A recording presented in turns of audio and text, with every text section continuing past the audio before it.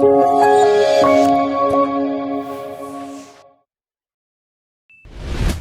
pertama adalah interview atau wawancara, di mana teknik interview ini merupakan teknik yang efektif digunakan selama pengembangan sistem.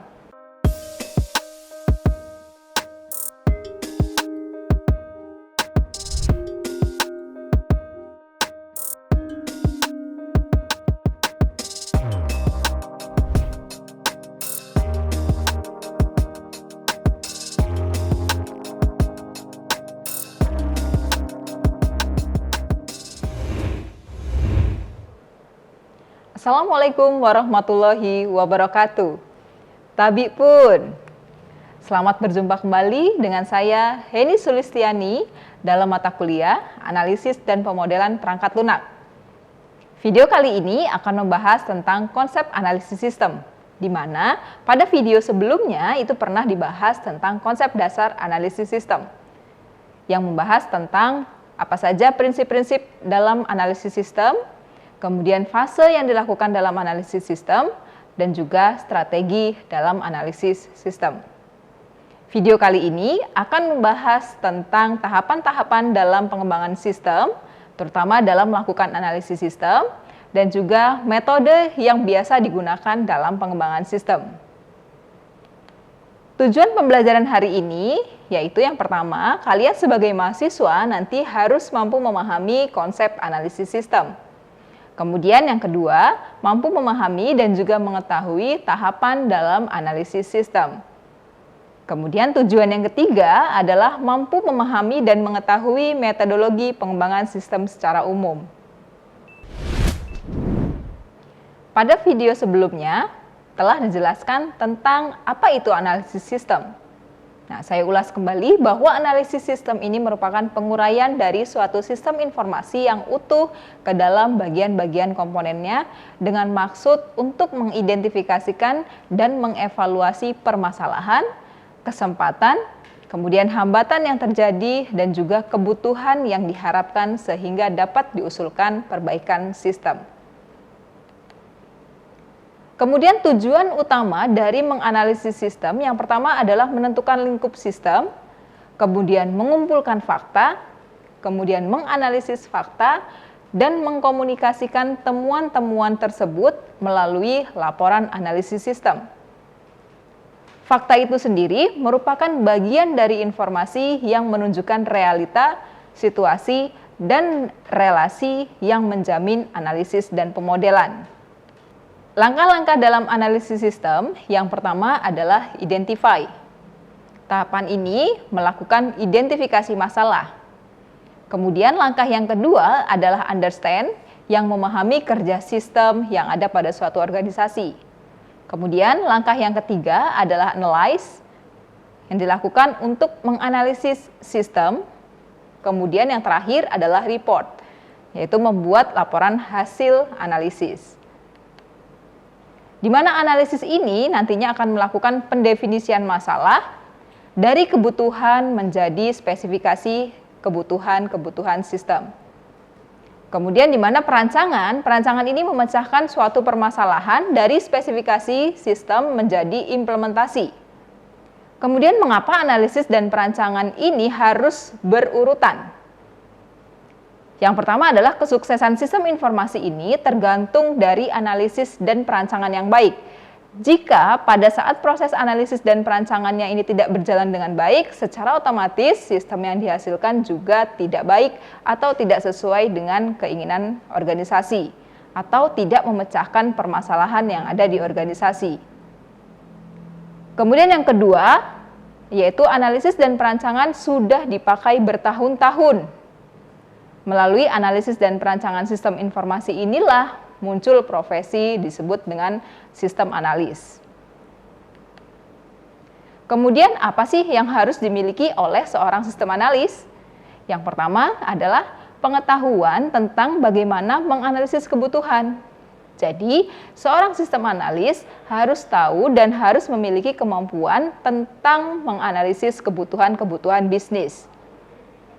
Kemudian, yang kedua adalah pengetahuan tentang bagaimana merancang sistem informasi. Selain mereka juga harus bisa menganalisis kebutuhan, sistem analis juga harus mampu merancang sistem informasi.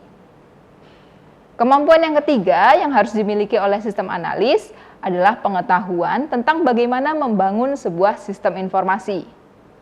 Dan kemampuan yang keempat adalah pengetahuan tentang bagaimana memecahkan masalah melalui sistem informasi.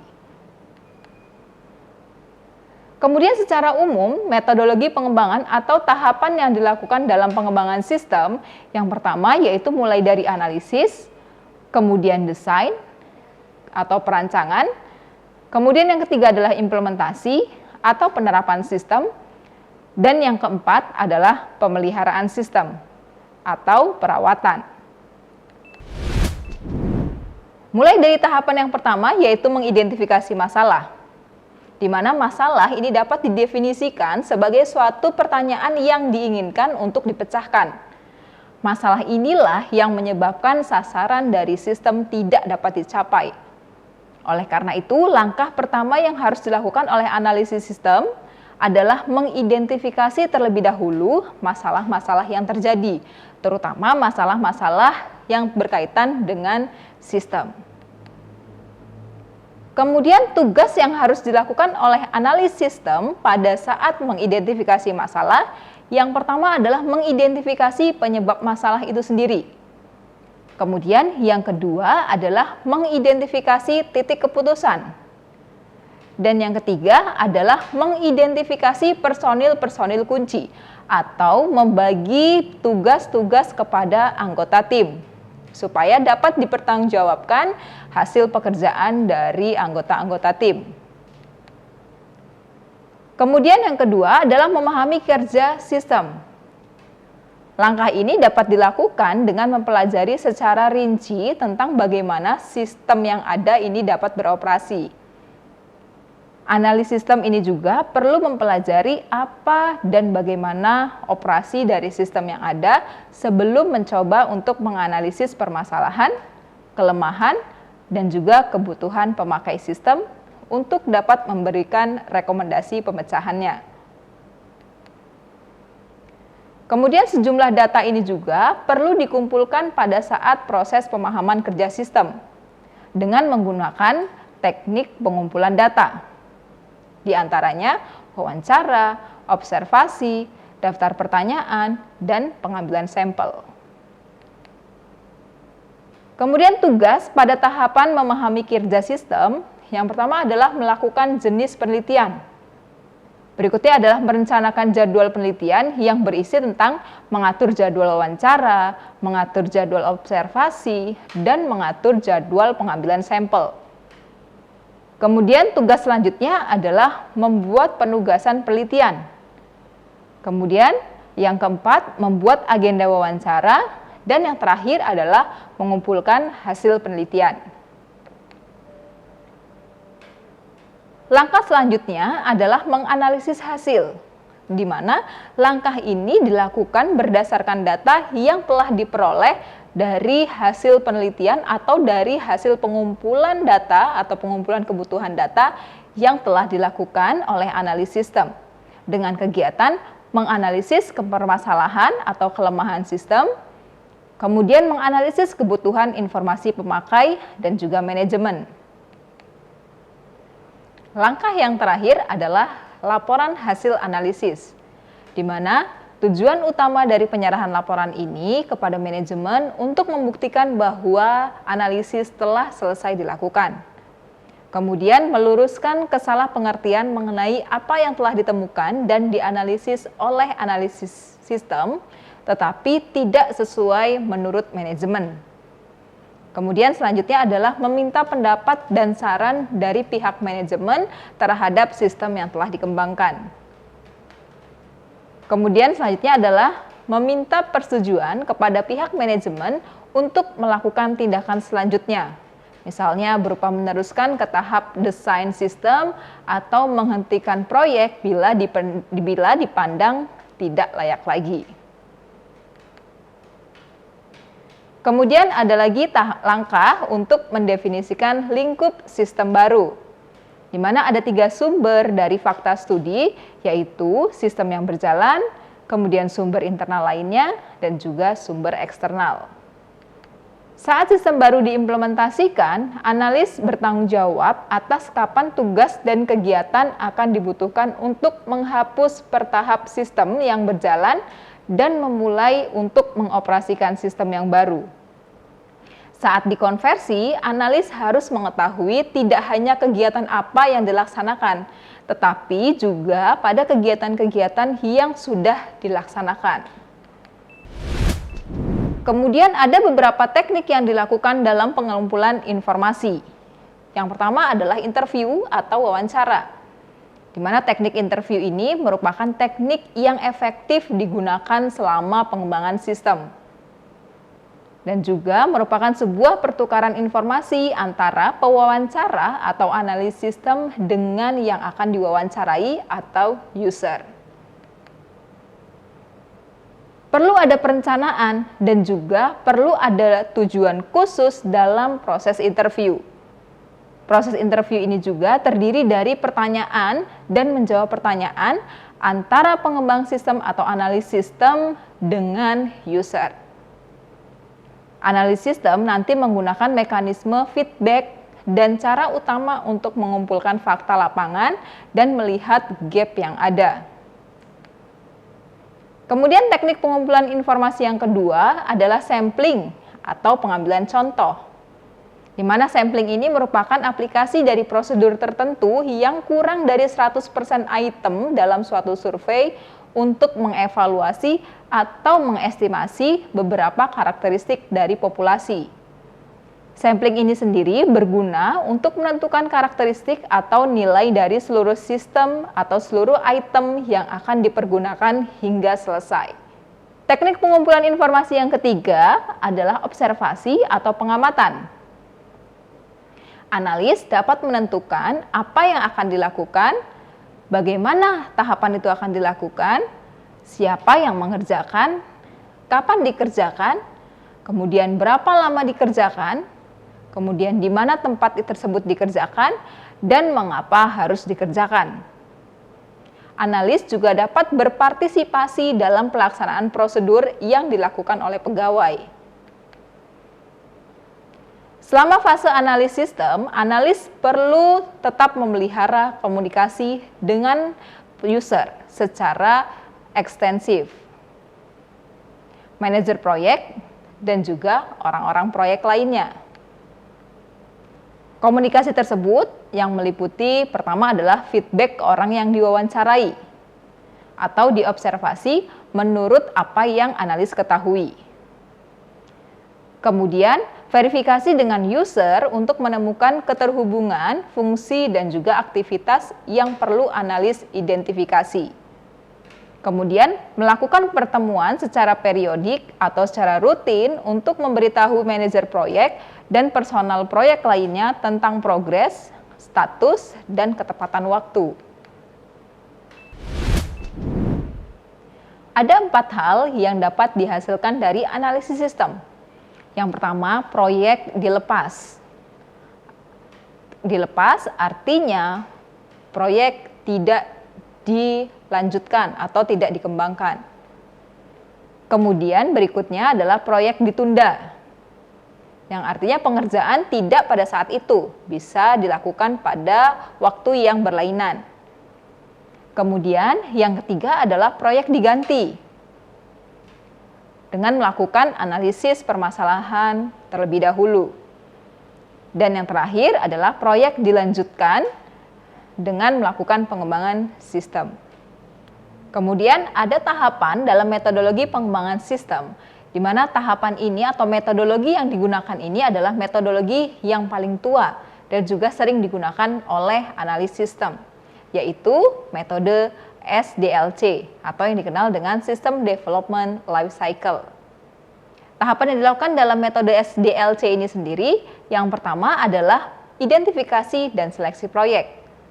Kemudian tahapan yang kedua adalah inisiasi dan perencanaan proyek.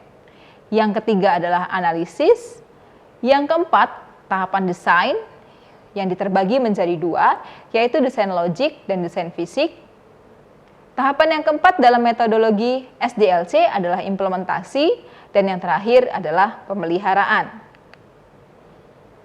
Dalam proses identifikasi dan seleksi proyek, yang dilakukan adalah mengidentifikasi proyek yang paling potensial, kemudian melakukan klasifikasi dan juga melakukan rankingan proyek untuk memilih proyek yang akan dikembangkan. Kemudian dalam tahapan inisiasi dan perencanaan proyek, hal yang dilakukan adalah menyusun rencana kerja yang matang untuk proyek yang nantinya akan dikerjakan. Kemudian tahapan analisis yang dilakukan adalah pengumpulan informasi, kemudian mendefinisikan sistem requirement, kemudian memprioritaskan kebutuhan, kemudian menyusun dan mengevaluasi alternatif-alternatif solusi, kemudian yang terakhir adalah mengulas kebutuhan dengan pihak manajemen. Langkah yang terakhir adalah tahapan desain, di mana tahapan desain ini dibagi menjadi dua, desain logis dan desain fisik. Desain logis ini berfungsi untuk mendefinisikan fitur-fitur fungsional. Dan dalam desain logis, ini mengartikan atau mendefinisikan fungsi atau fitur apa saja yang terdapat dalam subsistem. Sebagai contoh, dalam sistem informasi akademik. Dalam sistem informasi akademik tersebut harus dijelaskan secara detail fitur-fitur yang ada dalam sistem tersebut. Misal, terdapat tombol hapus, tombol edit, tombol simpan, dan tombol ubah. Desain yang kedua yaitu desain fisik, di mana desain fisik ini dilakukan untuk mengubah desain atau spesifikasi logis ke dalam detail teknologi, di mana program telah selesai dilakukan. Biasanya desain fisik ini disajikan dalam bentuk gambar ataupun diagram. Misalnya menggunakan data flow diagram, Unified Modeling Language, atau desain-desain lainnya.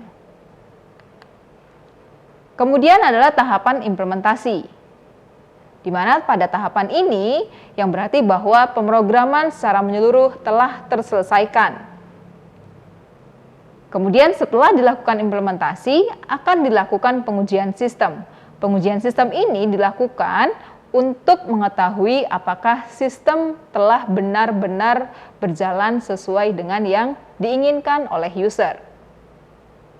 Kemudian yang ketiga adalah instalasi, di mana instalasi ini dilakukan untuk menginstal ke dalam suatu sistem atau komputer yang ada di perusahaan, agar sistem tersebut dapat berjalan dengan baik dan dapat dipantau oleh analis sistem.